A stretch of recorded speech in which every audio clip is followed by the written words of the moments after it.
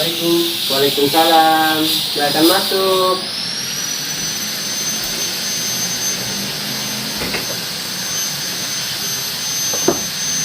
Bagaimana kabar Anda hari ini? Alhamdulillah baik Pak. Oh, baik ya. Ya. Ah, sebelum masuk ke proses berikutnya, bagaimana kita untuk memperkenalkan nama dulu? Maunya senyaman siapa, saya atau Anda dulu? Pak, bukan aja. Ya, perkenalkan nama saya Muhammad Gozan. Saya berprofesi sebagai konselor. Kira-kira udah 3 tahun saya menjabat sebagai jabatan ini. Sarjana pertama di IAIN Ambon, kemudian S2 saya ambil di Makassar dengan jurusan psikologi. Itu untuk sebagai pengenalan awal. Kemudian seperti tadi nama saya Muhammad Gozan. Terserah Anda mau menyapa saya dengan sebutan apapun, saya bisa terima. Kira-kira yang nyamannya apa? Pak Gozan aja. Pak Gozan. Iya. Siap. Kemudian ya mungkin itu sekilas dari saya, identitas saya. Kemudian silakan giliran Anda untuk memperkenalkan nama Anda. Ya, nama saya Abizar Firyan. Biasa disapa Azhar. Oh iya, siap. Azhar, profesi Ade sekarang? Iya, profesi saya masih mahasiswa. Sebagai 2 mulai 3 sekarang. Mau udah mendekati pembayaran ini dan Ini kalau boleh tahu, berarti masih mahasiswa ya? ini masih mahasiswa. Oh iya. Berarti kalau boleh tahu, Ade sekarang umurnya berapa sih? Kalau boleh tahu? 20 tahun. 20 tahun ya. Oh, udah punya belum ya, sudah belum. Masih ya. Nah, jadi ade namanya Abdullah Kelian ya. Sekarang profesinya sebagai mahasiswa yang sudah mau masuk ke semester 3. Umur ade 20 tahun. Ade asal mana sih kalau boleh tahu? Saya asal SDT kampung Kecamatan Bernama Kampung Batu Asa. SDT di Seram ya? Di Seram. Oh. Timur. Berarti kediaman ade kalau di saya ini di Ambon ini di mana ya? Oh, di Aspol itu berdekatan dengan kampus. Iya. Untuk menghemat transportasi ya. Jadi ade asalnya dari SBT atau seperti tadi yang ade bilang ya. Iya. Kemudian kira-kira kos atau rumah sendiri atau kosan? Kos. Tinggal sama ada abang laki-laki, abang saya. Aman ya. Kalian berapa bersaudara ya kalau boleh tahu? 5 bersaudara. Yang bersaudara, kamu anaknya? Terus yang satu kedua itu? Ya, yang pertama itu abang saya yang sekarang tinggal sama saya. Yang kedua lagi pesantren di Jakarta. Di pesantren Mas Kamal Ufas namanya.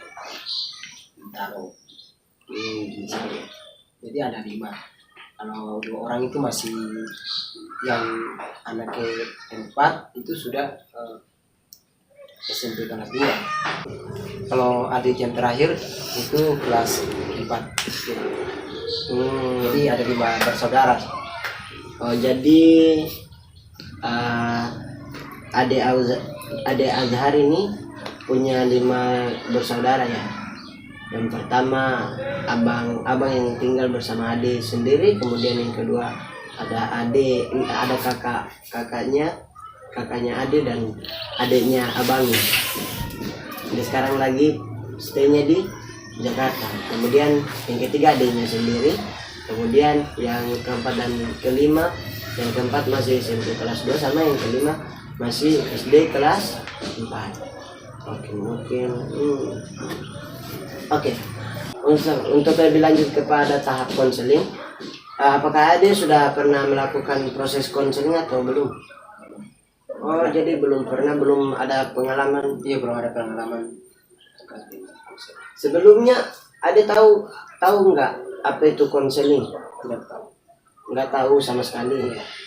Nggak tahu sama sekali. Jadi apakah boleh saya jelaskan tentang proses konseling itu? Ya. Proses konseling itu proses atau bimbingan yang dilakukan oleh seorang ahli, yakni konselor. Di sini bisa disebut saya sendiri dengan melakukan sebuah proses konseli, yakni pemecahan masalah terhadap masalah yang dialami oleh konselinya. Mohon maaf tadi pemecahan masalah dinamakan konseling. Nah, jadi proses konseling itu tindakan untuk memecahkan sebuah masalah yang dialami oleh konseli atau klien, yakni kalau di sini berarti adanya yang sebagai kliennya. Kemudian pada proses konseling ini memiliki beberapa aspek untuk bagaimana bagaimana proses ini dapat berjalan dengan lancar. Ada beberapa aspek.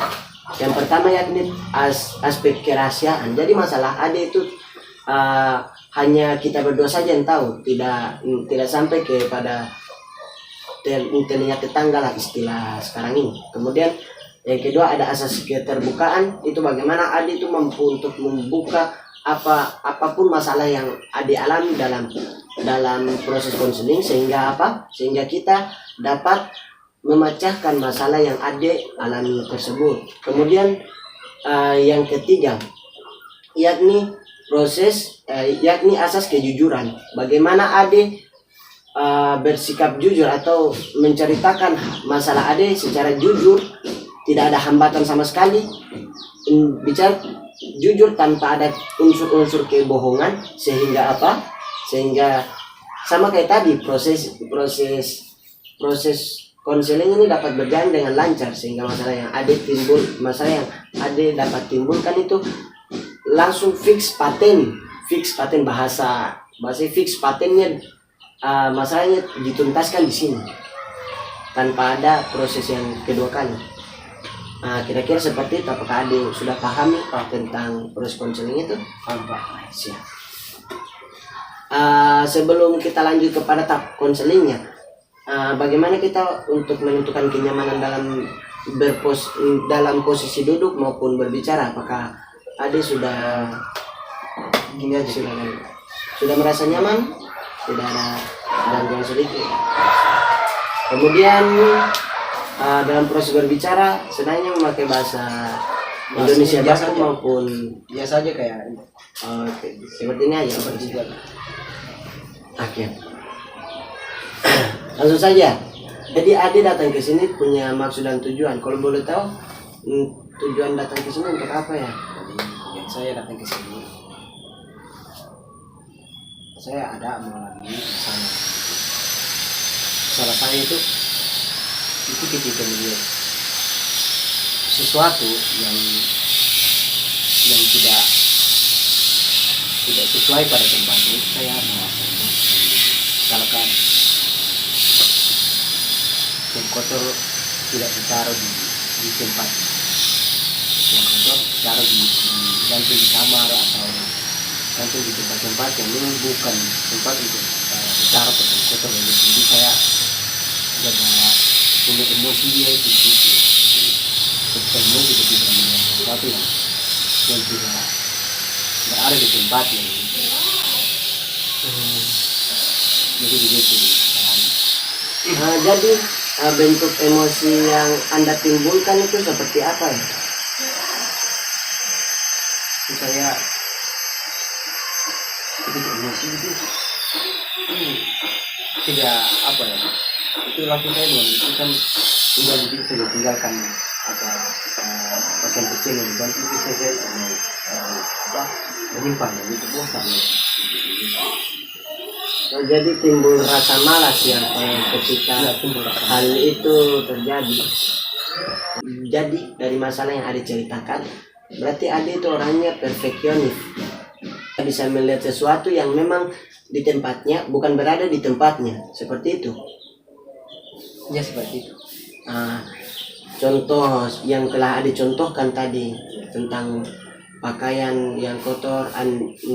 Ade sendiri jika melihat hal itu tidak kayak di tempat pakaian kotornya, berarti paham.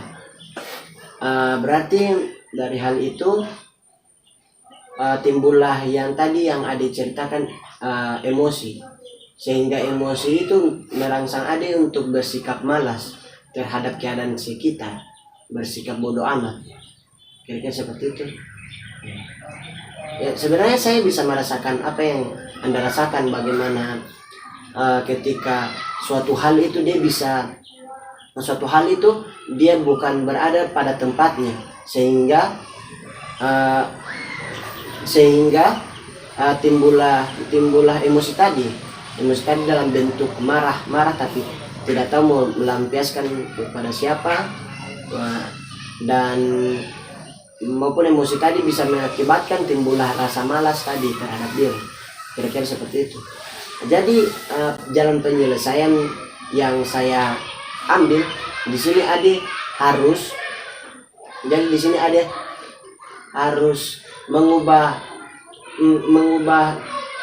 pola hidup lah, seperti itu kira-kira. Ade itu harus disiplin dalam segala hal perbuatan. Jadi Ade ketika hal itu terjadi, Ade harus buang rasa malas itu dengan rasa kerajinan. Jadi anggaplah yang tadi Ade punya kelemahan, paham tadi kelemahan, yakni tidak bisa melihat sesuatu dalam tempatnya itu sebagai semangat dalam diri, sehingga Ade itu mampu menaruh hal itu pada tempatnya. Contoh tadi, jika Ade melihat hal itu, Ade jangan langsung kayak timbul rasa malas, jangan, tapi Ade harus mengambil pakaian dan taruh pada tempatnya, sehingga rasa perfeksionis itu muncul kembali kepada diri Ade. Kira-kira begitu. Apakah Ade siap pahami? Siap paham. Nah, kira-kira dalam proses konseling ini apa yang Ade tangkap? Jadi saya tangkap itu dari hasil dari masalah ya, sama-sama jaga itu kesimpulannya, jangan saya mengembangkan rasa malas itu, emosi sehingga lahirlah rasa malas tadi begitu. Ketika melihat apa peristiwa seperti masalah yang tadi saya katakan, ya saya harus langsung membersihkan begitu, supaya sifat produktif tadi timbul begitu.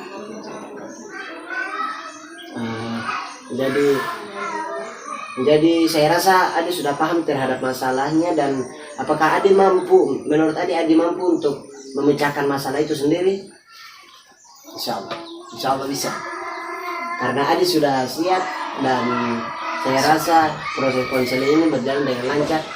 Terima kasih untuk kedatangannya. Ya, makasih Pak. Makasih. Ya. Pas itu terima kasih loh. Saya bilang, ya makasih juga Pak terhadap bantuan itu. Ya, terima kasih terhadap proses kedatangannya. Ya, terima kasih Pak atas bantuan untuk menyelesaikan masalah saya. Ini saya mungkin kasih sebenarnya. Terima kasih banyak Pak. Ya. Jadi dari proses konseling ini saya simpulkan bahwa proses konseling ini berhasil karena Ade sudah menemukan masalah, tinggal dari pribadi Ade saja yang melakukan hal itu. Saya harap Ade bisa melakukannya dengan baik. Kemudian ya, ini sudah menunjukkan waktu yang cukup lama. Ya, jadi kita tutup saja ya proses konseling ini.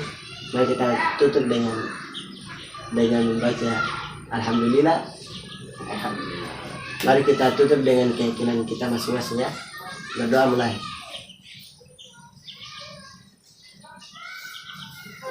Ya, sudah selesai.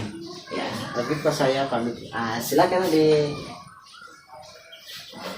Ya, waalaikumsalam.